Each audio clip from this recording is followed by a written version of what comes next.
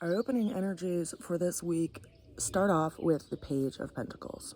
So we see this person holding this really big coin in their hand, and their attention and focus is completely centered on it. Coins are all about our values, our beliefs, things that are of physical quality in our lives. And so in a lot of ways, we're starting off this week examining the pieces and parts of things that we put our energy and effort toward. Now, this is a card that's associated with Virgo as a zodiac sign. And that is a sign that is a mutable earth sign. It's governed by Mercury. And so it's like, how do we put our mind into a practical effort, right? Because how we see things and talk about things and describe things is related to Mercury, but then it's an earth governed sign. So how do we use our thoughts in how we actually are interacting with the world? Now, Virgo as a sign can also be overly critical, right? Because they're always looking at these little fine details and they're kind of fixated on them.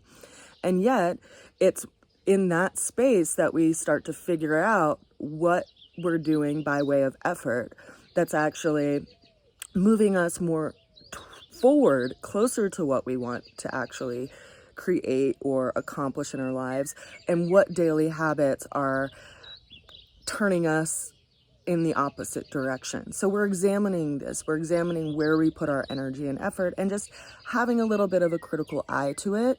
We do need to consider that beating ourselves up mentally over our circumstances isn't necessarily useful or really practical, but we can explore different ways to go about our day and our week. And this is calling our attention to that. It's calling our attention to our daily practice, our daily routines, how well we do at taking care of ourselves. You know, do we have a regular schedule to eat or exercise or visit with friends? All of these things are going to bring us a quality of life. And in a lot of ways, we are reviewing that this week.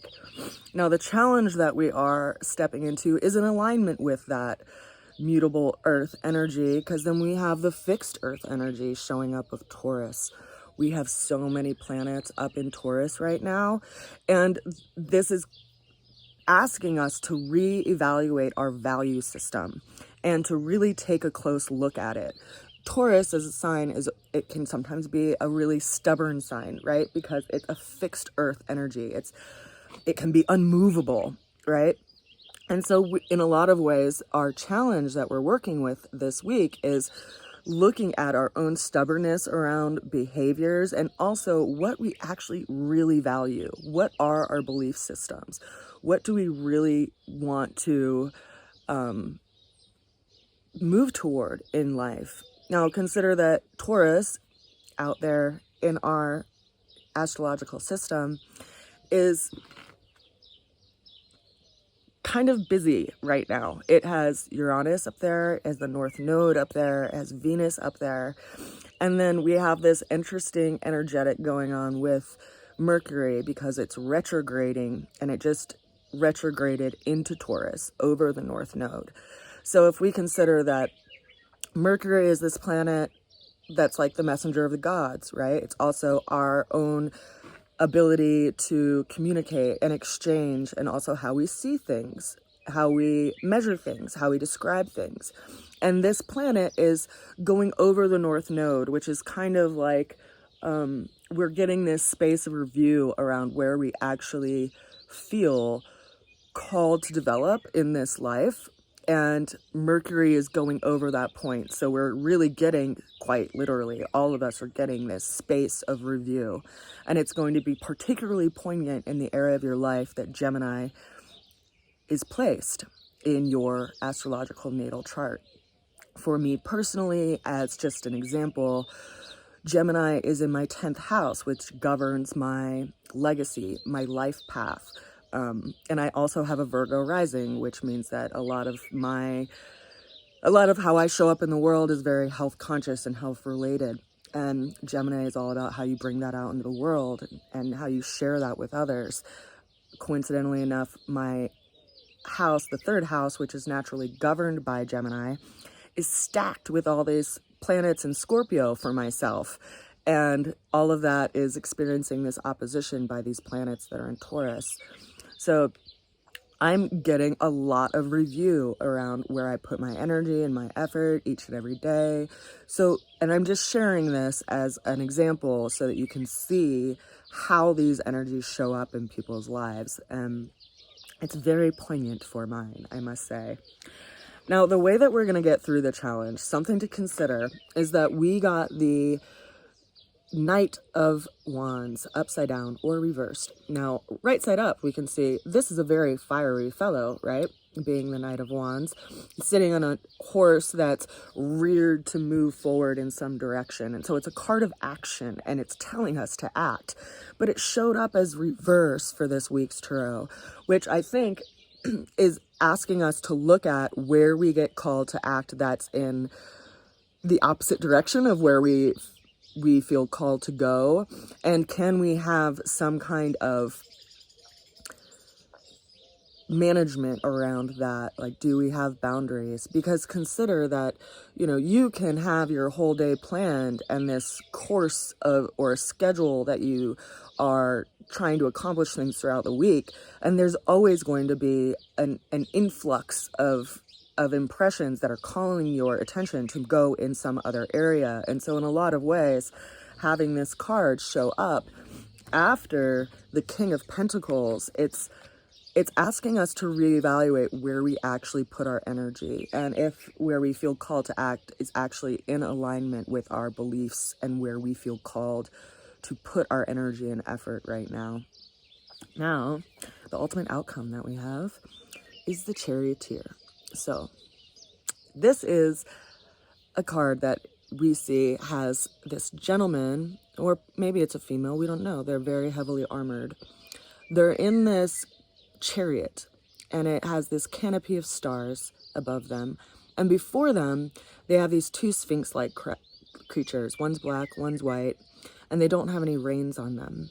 And the energy of this card is telling us to learn how to manage our emotions and how to pull in the reins in our own life by way of where we allow our desire nature and our emotional nature kind of pull us off of our path.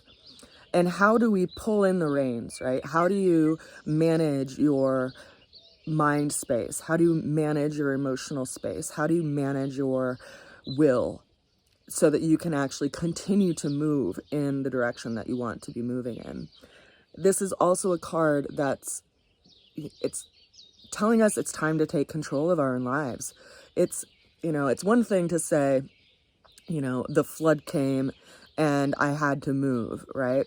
But there's this energetic of like victimhood in that, right? Like, I've been a victim to this situation and I had no choice over the matter.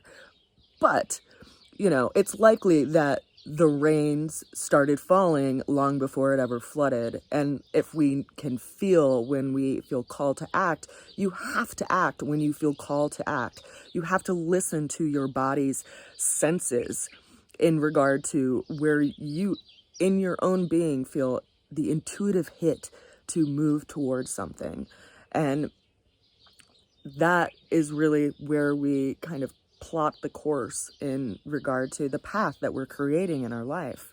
And so, you know, we've all been through our own fair share of things in life. And I think what this card is also reminding us of is that whatever we've been through, it's an experience.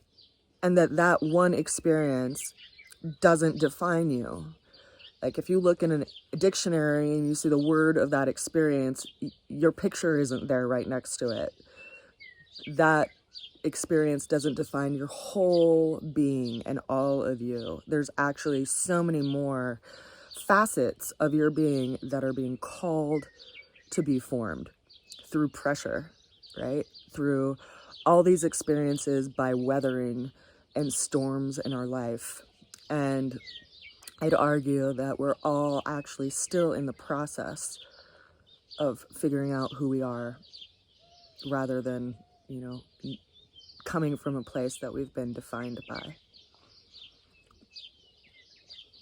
I send you all a lot of love, and I hope that you are able to share today with people that warm your heart on this Memorial Day as we honor people who have passed on that were in military services and the families that have lost people to those times.